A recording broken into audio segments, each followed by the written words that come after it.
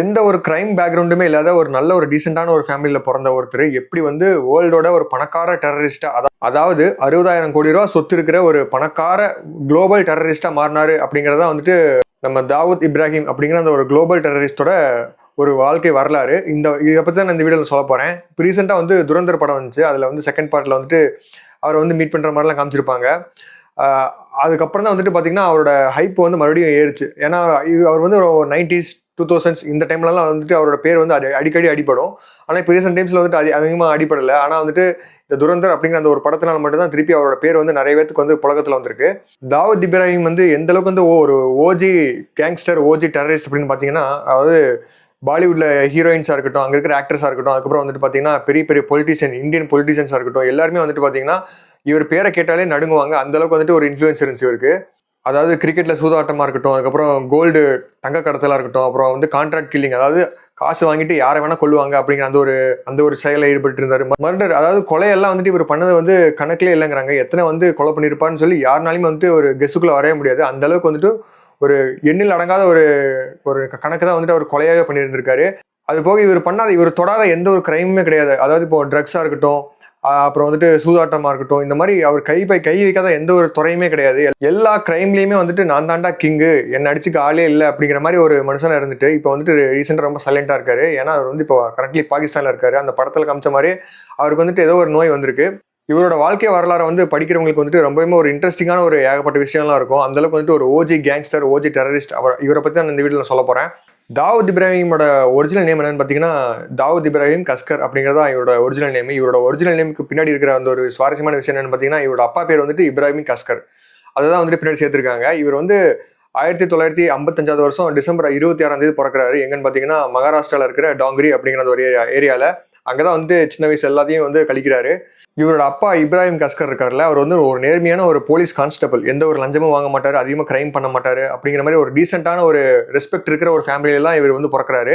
ஆனால் இவர் வந்துட்டு ஃபியூச்சர்ல இவ்வளோ பெரிய டெரரிஸ்டா மாறுவார் அப்படிங்கிறது வந்துட்டு அவங்க அப்பாக்கே தெரிஞ்சிருக்காது. அதனால தான் வந்துட்டு சின்ன வயசுலேயே அவங்க அப்பா வந்துட்டு இவர் வந்து ரொம்ப ஸ்ட்ரிக்டாக தான் வளர்ப்பாரு. என்னைக்கும் வந்துட்டு தப்பான வழியில் போயிடக்கூடாது அப்படிங்கிறனால. ஆனால் இவர் வந்து அப்படி கிடையாது. தாவூத் இப்ராஹிம் வந்துட்டு அந்த மாதிரி படிப்பும் ஏறல.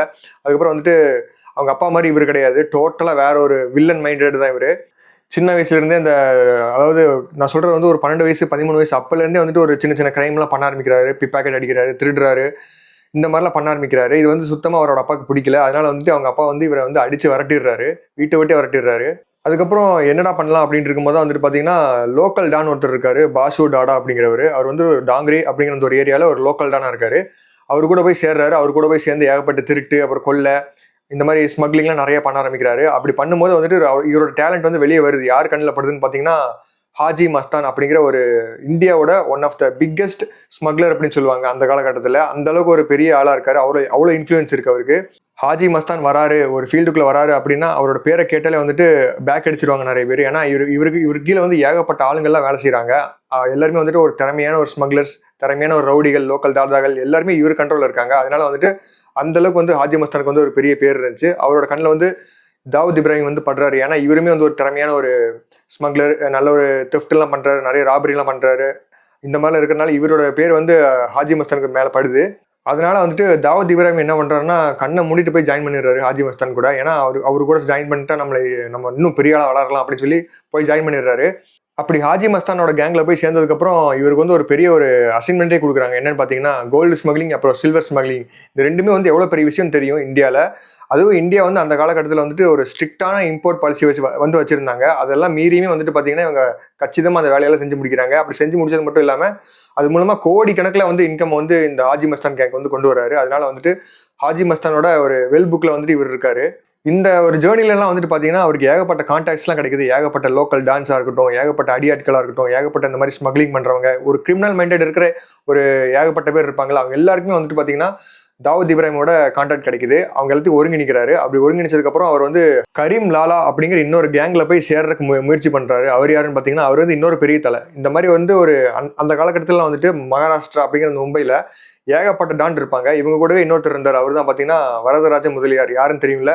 இவர் வந்து இவரை மையமா வச்சுதான் பாத்தீங்கன்னா கமலஹாசன் வந்து நாயகன் அப்படிங்கிற ஒரு படத்தை எடுத்திருப்பாரு. அந்த அவர் தான் இவருமே. இந்த மாதிரி ஏகப்பட்ட 3 பெரிய டான்ஸ் இருந்தாங்க. ஹாஜி மஸ்தான், கரீம்லாலா, அப்புறம் வந்து வரதராஜ முதலியார். இந்த மாதிரி 3 டான்ஸ் இருந்தாங்க சம காலகட்டத்தில். அவர் எப்போ வந்து கரீம்லாலா அப்படிங்கிற அந்த ஒரு கேங்கில் போய் ஜாயின் பண்ணாரோ அப்போவே வந்துட்டு அவருக்கு வந்து அவங்க கூட வந்து டச் ஆகலை அவ்வளோக்கா. ஆனால் வந்து அந்த டைமில் வந்து பார்த்தீங்கன்னா ட்ரக்ஸையும் வந்து ஸ்மகிள் பண்ண ஆரம்பிக்கிறாரு. நிறையவே வந்து விற்று ஏகப்பட்ட காசுலாம் சம்பாதிக்கிறாரு. ஆனால் அந்த டைமில் வந்து பார்த்தீங்கன்னா அந்த கரீம்லாலா அப்படிங்கிறவர் வந்து ரொம்ப பவர்ஃபுல்லாக இருந்தனால அவர் வந்து வளரக்கூடாது அப்படின்னு சொல்லி அவரை வந்து தோக்கடிக்கணும் அப்படிங்கிறதுக்காக வந்துட்டு போலீஸ்க்கு வந்து ஏகப்பட்ட இன்ஃபர்மேஷன் வந்து கொடுக்குறாங்க. இந்த மாதிரி கரீம்லாலாக்கு சொந்தமான எல்லா இல்லீகலான ஒரு ஆக்டிவிட்டீஸாக இருக்கட்டும், எல்லா கிரைம் ரேட்ஸாக இருக்கட்டும், எல்லாத்தையுமே வந்துட்டு போலீஸ்க்கு வந்து இன்ஃபார்ம் பண்ணுறாங்க. யாருன்னு பார்த்தீங்கன்னா தாவூத் இப்ராஹிம், அப்புறம் இவரோட அண்ணன் சபீர் இப்ராஹிம், இவர் தான் வந்துட்டு இவரோட அண்ணன். இவங்க 2 பேருமே சேர்ந்து நிறைய இன்ஃபர்மேஷன்லாம் கொடுக்குறாங்க. அப்படி கொடுக்கறதுனால வந்துட்டு போலீஸ்க்கு வந்துட்டு ரொம்ப ஈஸியாக போயிடுது இந்த கரீம்லாலா வந்து பிடிக்கிறதுக்கு, அவரோட ஆளுங்களெல்லாம் பிடிக்கிறதுக்கு, அவங்களோட பிஸ்னஸ் எல்லாம் முடக்கிறதுக்கு. இதை தெரிஞ்சுக்கிட்டு வந்து என்ன பண்ணுறான்னு பார்த்தீங்கன்னா கரீம்லாலா தாவூதோட அண்ணன் சபீர் இப்ராஹிம் இருக்கார்ல, அவரை வந்து கொன்னுடுறாங்க. இவரையுமே வந்துட்டு கொல்றதுக்கு ட்ரை பண்ணாங்க. ஆனால் இவர் வந்து தப்பிச்சிட்டாரு. அதாவது பெட்ரோல் பங்க்ல இருந்து இந்த ஒரு அசாசின் வந்து பிளான் பண்ணியிருந்தார் கரீம்லாலா. ஆனால் அதில் வந்துட்டு தாவூத் இப்ராஹிம் மட்டும் தப்பிச்சிட்டாரு. அவரோட அண்ணன் சபீர் இப்ராஹிமை மட்டும் போட்டு தள்ளிடுறாங்க. இதனால வந்துட்டு பழியே வாங்கியே ஆகணும் அப்படின்னு சொல்லி ஒரு உக்கிரமா இருக்காரு நம்ம தாவூத் இப்ராஹிம். அந்த டைமுக்கு முன்னாடி தான் வந்து பார்த்தீங்கன்னா டி கம்பெனி அப்படின்னு ஒன்று ஆரம்பிச்சிருந்தாங்க. இவரும் இவரோட அண்ணனும் சேர்ந்து. இந்த டி கம்பெனி அப்படிங்கிறது வந்து என்னன்னு பார்த்தீங்கன்னா ஒரு சிண்டிகேட். இந்த ஒரு கம்பெனிக்குள்ளே தான் வந்துட்டு ஏகப்பட்ட அடியாட்களாக இருக்கட்டும், ஏகப்பட்ட கொள்ளைக்காரங்களாக இருக்கட்டும், கொலையாளிகளாக இருக்கட்டும், எல்லா கிரிமினல் மைண்ட்ஸ் இருக்கிற அத்தனை பேரையும் வந்துட்டு ஹையர் பண்ண ஆரம்பிக்கிறாங்க இந்த மாதிரி கான்ட்ராக்ட் கில்லிங் அப்படிங்கிற அந்த ஒரு விஷயத்துக்காக. அப்புறம் கோல்டு ஸ்மக்லிங்காக இருக்கட்டும், அப்புறம் ட்ரக்ஸ் ஸ்மக்லிங்காக இருக்கட்டும், இந்த மாதிரி ஏகப்பட்ட விஷயத்துக்காக இந்த ஒரு கம்பெனி வந்து யூஸ் பண்ணிட்டு இருந்திருக்காங்க. கிட்டத்தட்ட வந்து 5000 பேரை வந்து ஹையர் பண்ணியிருக்காங்க, வேலைக்கு ஆள் எடுத்திருக்காங்க. இந்த மாதிரி கொலை பண்ணுறதுக்கு, கொள்ளையடிக்கிறதுக்கு இந்த மாதிரி ஏகப்பட்ட ஆள் எடுத்திருக்காங்க. அப்போ எத்தனை பேர் கிரைம் மைண்டடோட இருந்திருக்காங்கன்னு பாருங்க அந்த காலகட்டத்தில். மும்பையில் ஃபுல் அண்ட் ஃபுல்லி வந்து அந்த காலத்துலலாம் வந்து பார்த்தீங்கன்னா ஒரே கிரைமாக தான் சுற்றிட்டு இருக்கோம். இவ்வளோ பெருசாக வந்து நம்ம வளர்ந்துட்டோம், இனிமேல் வந்துட்டு நம்ம பழி வாங்காமல் இருக்கவே கூடாது அப்படின்னு சொல்லி இவரோட அண்ணனை கொன்னார்ல கரீம்லாலா. அதனால வந்துட்டு கரீம்லாலாவோட மருமகனை வந்து போட்டு தள்ளிடுறாரு இவர்.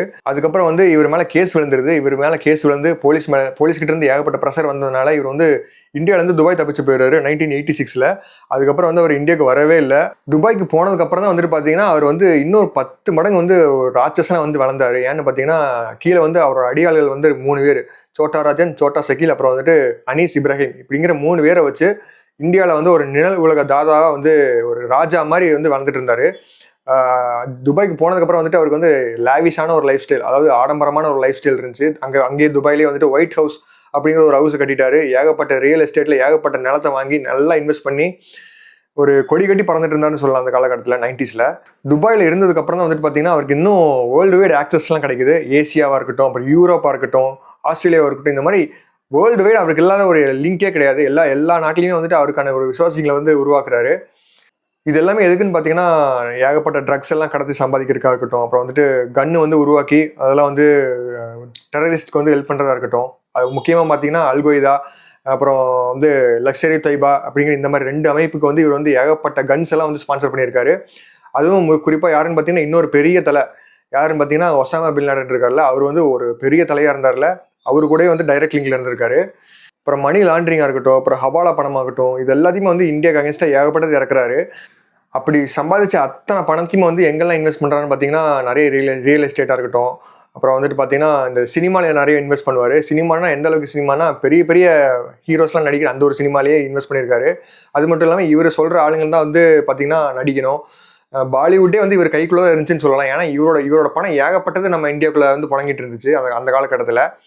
முக்காவாசி படம், அதாவது 1990s வந்துட்டு முக்காவாசி படம் வந்து இவரோட ப்ரொடக்ஷன் கம்பெனிக்கு கீழே வர்றது தான். அதாவது இவரோட பினாமி, அதாவது இந்த சோட்டா ராஜன் அப்புறம் சோட்டா சக்கீல் சொன்னால இவங்களோட பேர், இவங்களுக்கு கீழே இருக்கிற ப்ரொடியூசர்ஸ் அவங்களாம் யாரெல்லாம் ப்ரொடியூஸ் பண்ணுறாங்களோ அது எல்லாமே வந்து இவரோட பணம் தான். இவருக்கு ஒரு சில நடிகர்களெல்லாம் வந்து பிடிக்கல அப்படின்னு சொன்னால் அவங்களெல்லாம் வந்துட்டு அப்படியே நீக்கிடுவார். அந்த அளவுக்கு ஒரு மாசான ஒரு டானா தான் நம்ம தாவூத் இப்ராஹிம் 1990s இருந்தார். அது மட்டும் இல்லாமல் இவரை மையப்படுத்தி ஏகப்பட்ட கேரக்டர்ஸ்லாம் உருவாக்குனாரு. நம்ம பாலிவுட் சினிமாவில் நிறைய பூத்துனாரு. இவருக்கு பாசிட்டிவாக இருக்கிற மாதிரியே ஒரு பிம்பத்தை வந்து உருவாக்குனாரு.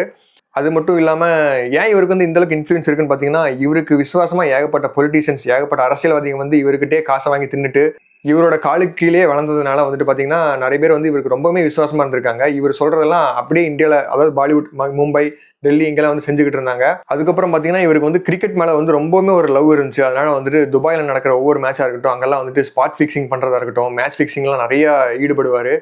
இப்போ அதாவது பிளேயர்ஸ்க்குலாம் வந்துட்டு ஏகப்பட்ட காசை வந்து வாரி இறக்கிறதா இருக்கட்டும், இதெல்லாம் வந்து நிறையவே பண்ணுவார். அதே மாதிரி துபாயில் வந்து குறிப்பிட்ட ஒரு மேட்ச்சில் வந்துட்டு ட்ரெஸ்ஸிங் ரூம், ஆஸ்திரேலியா ரூமோட ட்ரெஸ்ஸிங் ரூம் இருக்குல்ல, அங்கேயே போய் ரிக்கி பாண்டிங்கிட்டே போய் பேசுகிற லெவலுக்கு வந்து இவருக்கு வந்து இன்ஃப்ளூயன்ஸ் இருந்திருக்கு. கிரவுண்ட்லலாம் அவர் வந்து ஏகப்பட்ட வாட்டி வந்து வீடியோஸ் ஃபோட்டோஸ்லாம் எடுத்திருக்காங்க. ஆனால் அவர் வந்து அப்போ வந்து பிடிக்க முடியல. ஏன்னா துபாய் என்னதான் துபாயில இருந்தாலுமே வந்துட்டு அவ்வளோ சீக்கிரத்தில் வந்து பிடிச்சிட முடியாது. ஏன்னா அதுக்குமே வந்து ஏகப்பட்ட ஒரு விதிமுறைகள்லாம் இருந்துச்சு. ஏன்னா இது வரைக்குமே வந்துட்டு பார்த்தீங்கன்னா அவர் வந்து இந்தியாவுக்குள்ள மட்டும் தான் கிரைம் பண்ணிட்டு இருந்தார். அதனால வந்துட்டு இந்தியாவுக்கு சப்போர்ட்டாக மற்ற எந்த கண்ட்ரிஸும் அவ்வளோக்கா வரல. ஆனால் 1993 வந்துட்டு ஒரு பெரிய பாம் பிளாஸ்டே நடக்குது.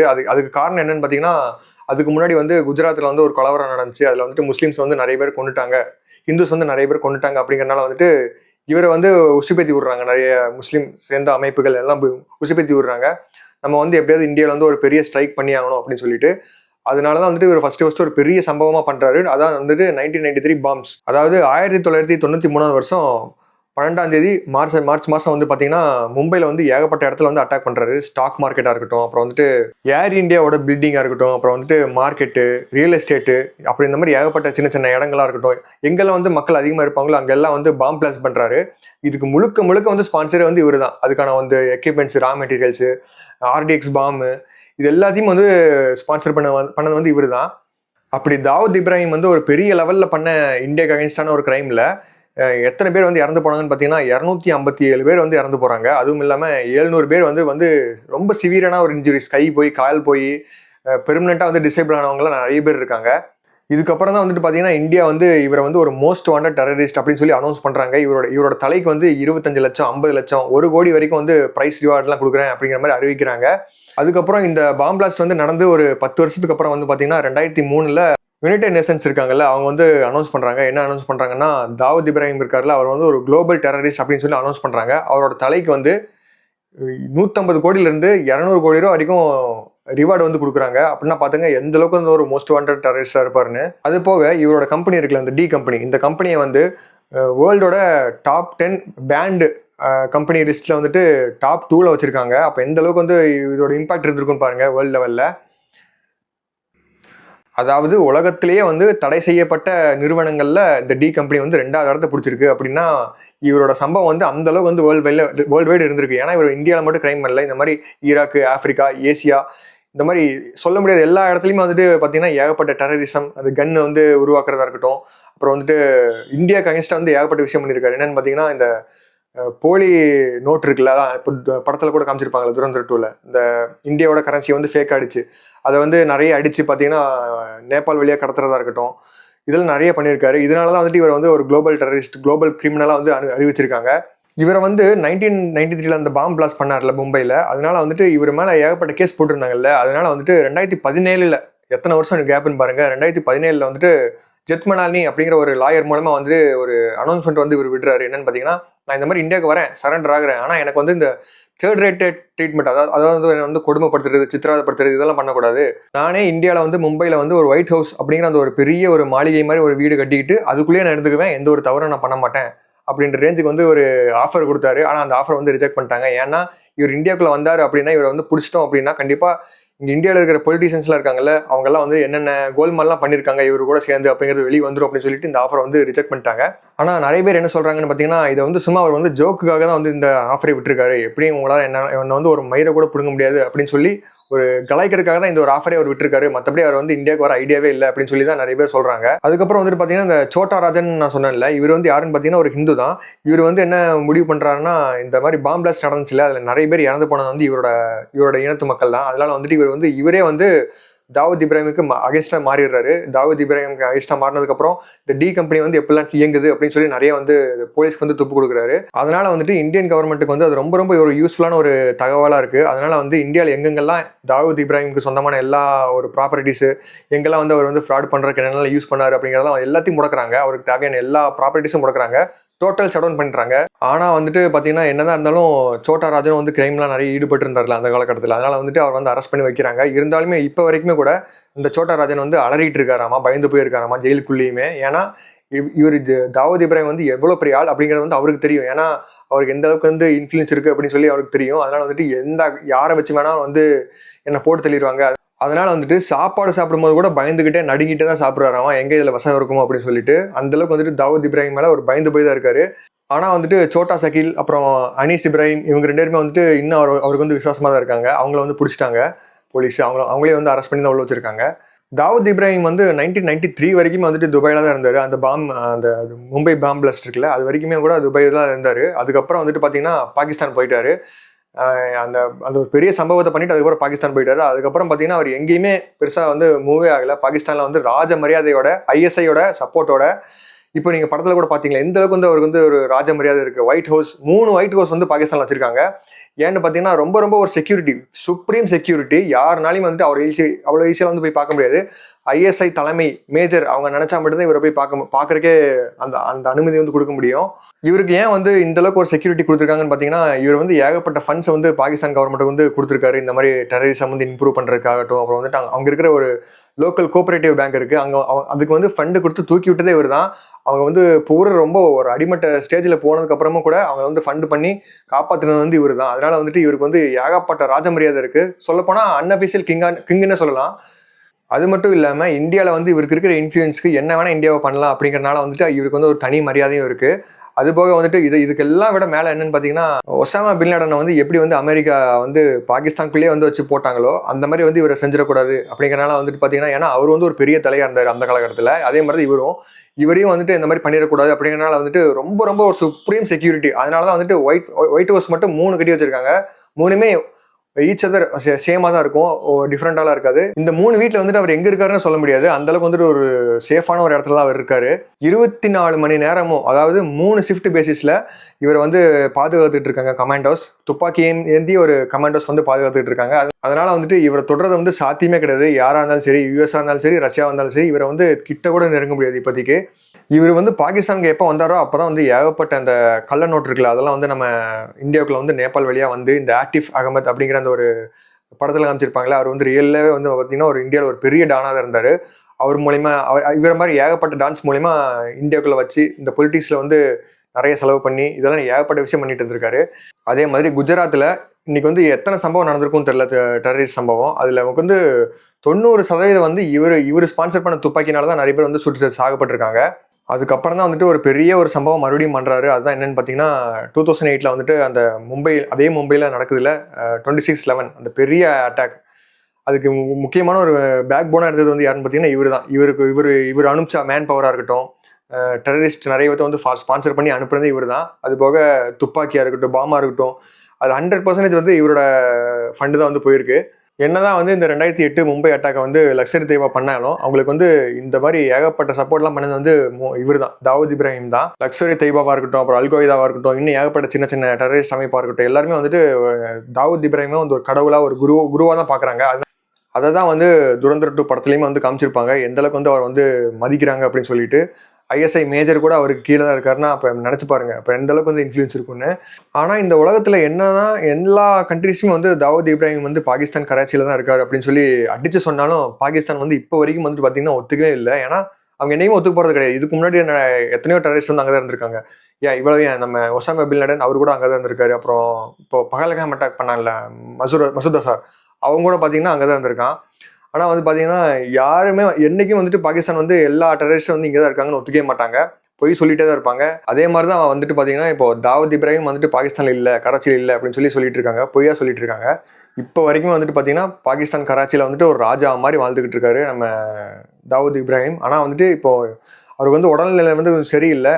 2023 வந்துட்டு பார்த்தீங்கன்னா இந்தியன் ஸ்பைவை சேர்ந்த யாரோ ஒருத்தவங்க வந்துட்டு அவருக்கு வந்து இந்த படத்தில் காமிக்கிற மாதிரி வந்து அந்த ஸ்லோ பாய்சன் வந்து கொடுத்துட்டாங்க. அதனால வந்துட்டு இப்போ வரைக்கும் வந்து அவர் வந்து சுவாசிக்கிறக்கே கஷ்டப்பட்டு இருக்காருன்னு சொல்கிறாங்க.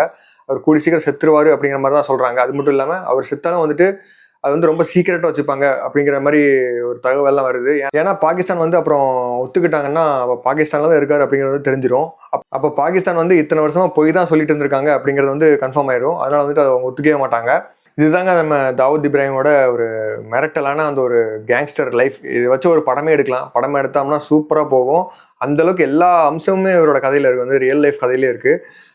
எப்படி வந்து ஒரு சின்ன ஒரு ஏழை குடும்பத்தில் பிறந்து இப்படி வந்து ஒரு இந்தியாவே வந்து கவுத்து போகிற லெவலுக்கு வந்து பார்த்திங்கன்னா ஒரு பெரிய டானாகவும் ஒரு பெரிய டெரரிஸ்டாகவும் யுனைடெட் நேஷனாக இருக்கட்டும், அப்புறம் வந்துட்டு பார்த்தீங்கன்னா யூஎஸ், இவங்க எல்லாம் மிரள்ற லெவலுக்கு வந்து ஒரு பெரிய டெரரிஸ்டாக மாறினார் அப்படிங்கிறத வந்து இவரோட கதை. இதை கேட்டதுக்கப்புறம் உங்களுக்கு எல்லாத்துக்கும் ஒரு சுவாரஸ்யமாக இருந்திருக்கும்னு நினைக்கிறேன்.